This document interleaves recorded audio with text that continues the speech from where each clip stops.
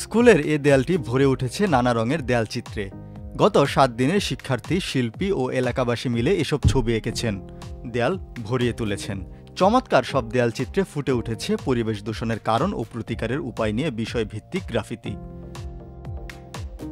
রাজধানীর খিলগাঁওয়ে এই দেয়ালচিত্রের কারিগর খিলগাঁও গার্লস স্কুল অ্যান্ড কলেজের শিক্ষার্থী সহ এলাকার বিভিন্ন মানুষ, যাদের সাথে ছিলেন একদল কার্টুনিস্ট।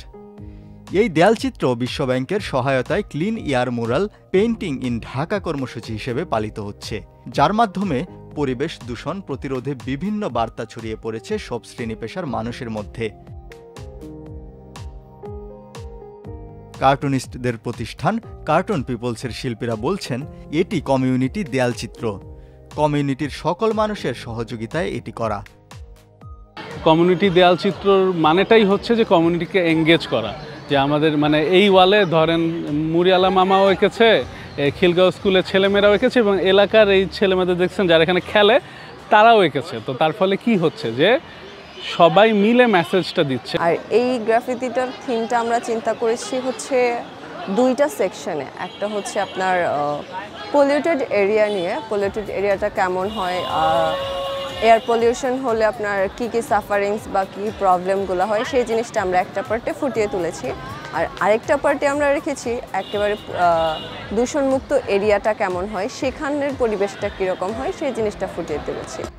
28 মে বুধবার সকালে রাজধানীর খিলগাঁও গার্লস স্কুল অ্যান্ড কলেজে বিশ্বব্যাংকের সহায়তায় আয়োজিত এই clean air mural painting in Dhaka কর্মসূচি পরিদর্শন করেন উপদেষ্টা সৈয়দা রিজওয়ানা হাসান।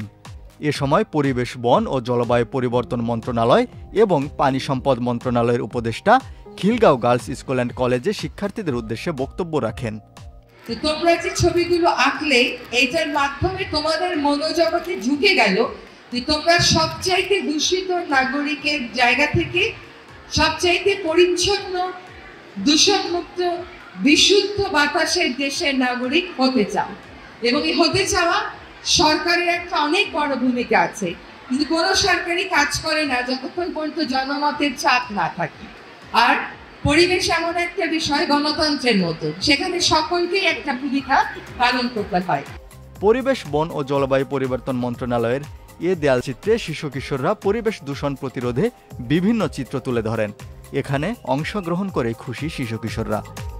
যখন হচ্ছে আমাদের এটা হয়েছে আর্টটা অনেক বেশি এনজয় করছি, আর আমরা এখান থেকে অনেক কিছু শিখতে পারছি। আমাদের আশেপাশের মানুষরা, তারপর আমাদের পরিবেশ দূষণ বলতে গেলে বায়ু দূষণ, পরিবেশ যদি ঠিক না থাকে তাহলে আমাদের বায়ু বাতাস কিছুই ঠিক থাকবে না, আমরা অনেক অসুস্থ হব।